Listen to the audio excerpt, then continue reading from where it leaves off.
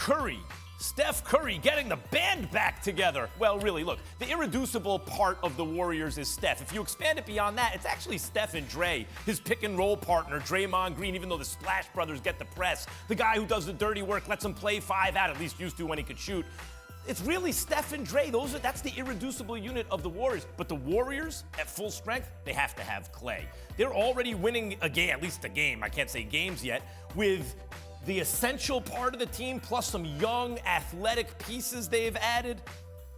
Meantime, the Los Angeles Lakers, fool me once, shame on you. Fool me twice, shame on me. Fool me 4 times. Shame on y'all if you're fooled 4 times by Westbrook. Westbrook has been with a different league. This is 4th different team in 4 years. So guess what happens? Every year, he's no good in the first half. He's playing with new guys. He has to figure it out. He has a unique style. Then he figures it out by the second half, and we're all saying the same thing. He's a walking triple-double with 30 points. He's an MVP candidate. Great to have. We'll see if I'm right or wrong about that theory, because we have the experts here, Tim Legler and Doris Burke, joining this just in for the first time, as a matter of fact. Not you, but Doris, yes. Doris, let's start with you, since you're the rookie here. Okay. The Lakers will likely be fighting for playoff seeding. That's important. So how important is it for them to figure this out quickly with Westbrook? Listen, it may come in fits and starts because, number one, Russell Westbrook is accustomed to having the ball, Max. He's always been option 1 or option 2. He's not only had the ball, but he's had it for long touch times, right? So last night he had averaged 2.8 seconds of touch time. That's not going to get him in a rhythm and a flow and get him comfortable. So my question for this situation is, where is he best? How does he best function in an offense where LeBron's going to have the ball? To me, Legs, we saw last night the Lakers and how much pressure they can put on you with the size, in transition, and with AD being a dominant player and LeBron being LeBron.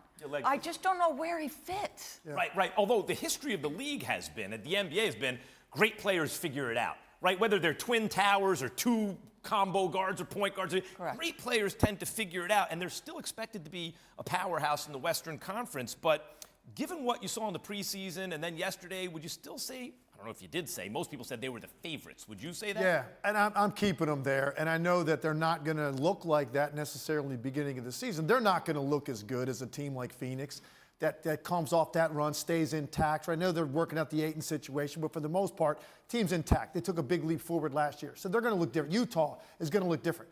This is an entirely new roster, and you added a guy as dynamic as Westbrook to the equation. So it will take time. Now, to your point, they'll figure it out. The one problem I have with it, and the question about this particular situation, guys will figure it out when they're allowed to be true to themselves of who they've been as a player their entire career. That's not what he is going to be asked to do in this situation. So how does he find ways to impact the game when he can't just go be that aggressive, full-throttle player that he's used to being? That's going to be the difficult proposition. Now, where I have faith in LeBron James.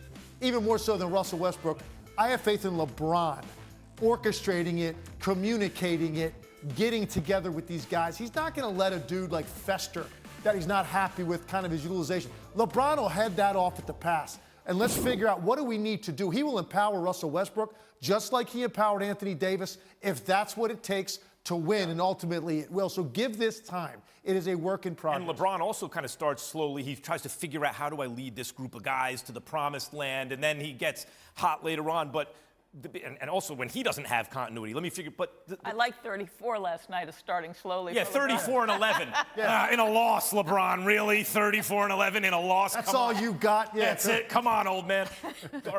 But the Warriors have continuity when they have Steph and Dre, right? Like, that's the nucleus. Then when Clay comes back, they're more or less, maybe a little less, the team that was very dominant for a long time.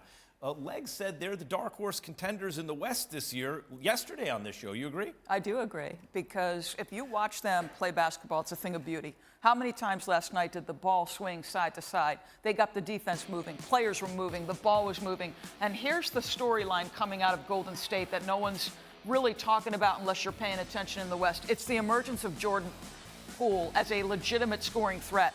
They went down early in that basketball game. Jordan Poole was a little bit jittery, nervous, couldn't make shots. You could see him trying to figure it out. I think it was amped up because he knows what's on his shoulders.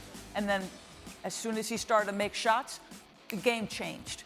he's going to be a tremendous part of their success. Thanks for watching ESPN on YouTube. For live streaming sports and premium content, subscribe to ESPN+.